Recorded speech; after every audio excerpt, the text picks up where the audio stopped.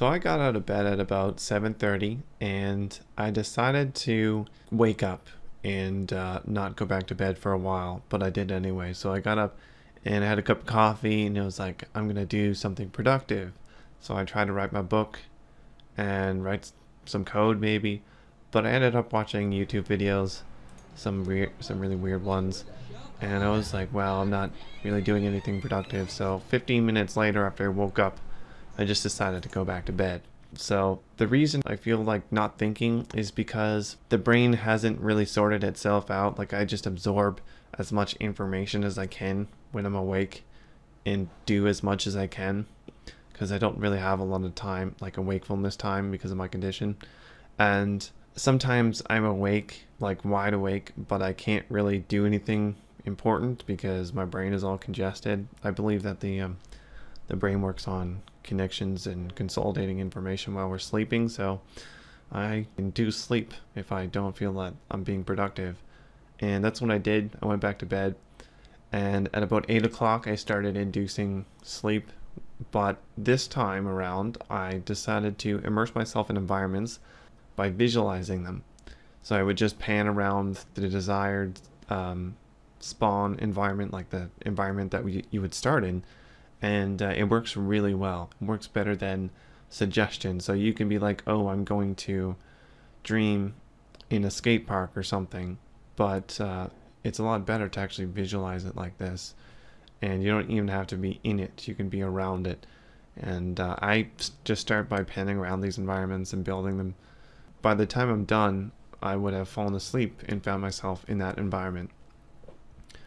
So I started off by visualizing a park, like a public park, and I just wanted to ride my bike around on some random architecture because I'm 19 days into spring and there's snow everywhere, so I can't really ride my bike. I mean, I can ride my road bike, but I want to ride street trials because I'm a street trials rider, and I just can't do it physically at the moment without falling on my face or getting really cold. So I just wanted to do it in my dream, and I often do it at public parks and things that have architecture. Where I live is typically really flat. You can't just go on the streets and find things to ride on. A lot of the architecture that we have is built to be safe, or it's built to be made efficiently. It's not like in London where they have concrete everywhere and all these really cool things to ride around on. I just started off in a park.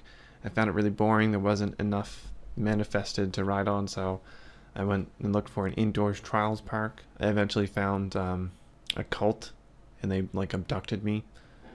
And I was in this white truck in the passenger vehicle, and this guy, he was just like driving, and he wouldn't slow down or stop to let me out.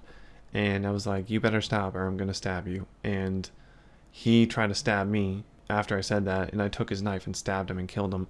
And then I woke up and I was like, wow, that escalated quickly. And I thought the same thing after all of my other dreams, that I basically seeded myself. So the second dream that I tried was a bit simpler. Should be a bit easier to maintain than the first one because it's an actual place that I go locally.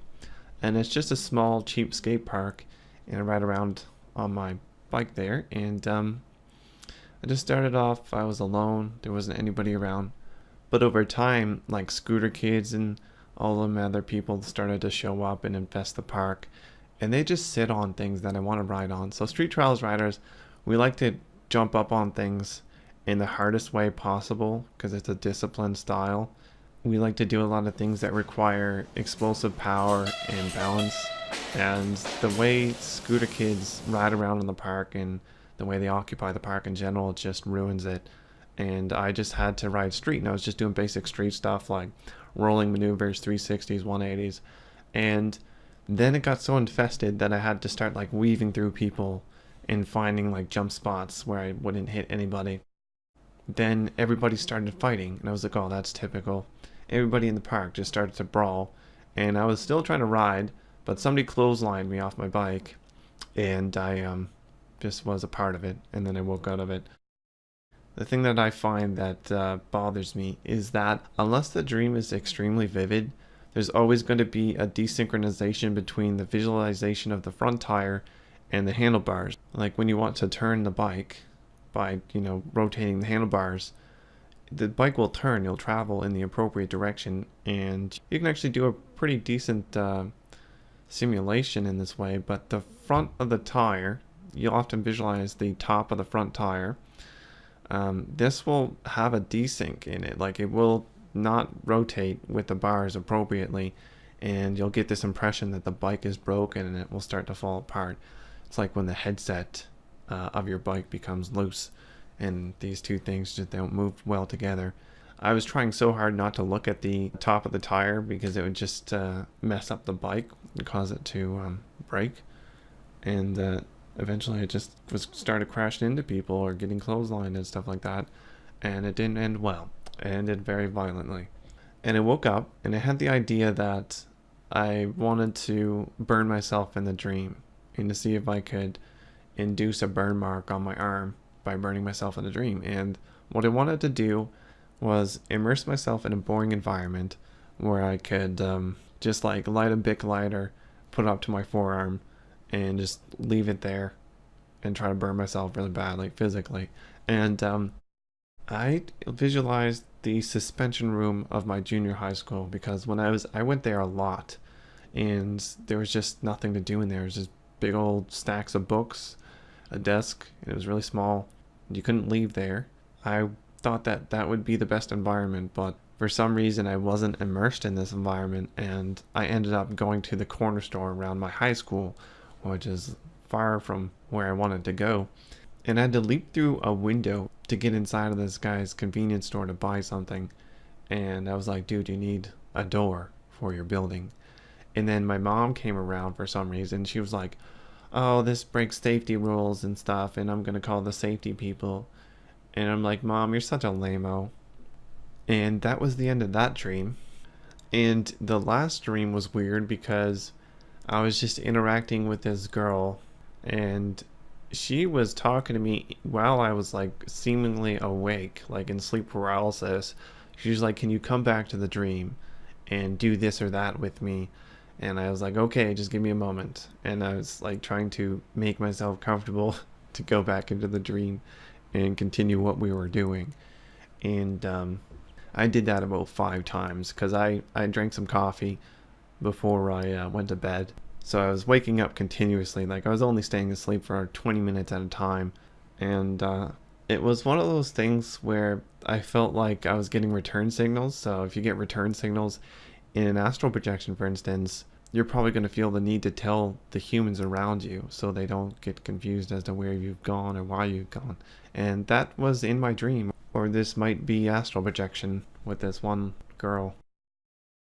And that's it for those experiences. Those dreams were all within the course of about 3 hours. And sometimes I would re-enter the same dream or the same environment or restore the state that I was in if I woke up. And a lot of times I would just try to change the environment by visualizing something. So the thing that I learned here that I want to commune to you is that the best way to create a seed for your dreams is not through suggestion, but through visualizing an environment. But if you want to change your dreams in a non-tangible way, like for instance, you want to make sure that you're going to be in a good state of mind and not be violent in your dream, then you're going to have to use the suggestion for that, of course. But if you want to spawn yourself into specific areas or locales in your dream, then I suggest visualizing it 3-dimensionally and like building it up in detail and stuff, and you will eventually find yourself in that area when you dream. And that's all. See you later.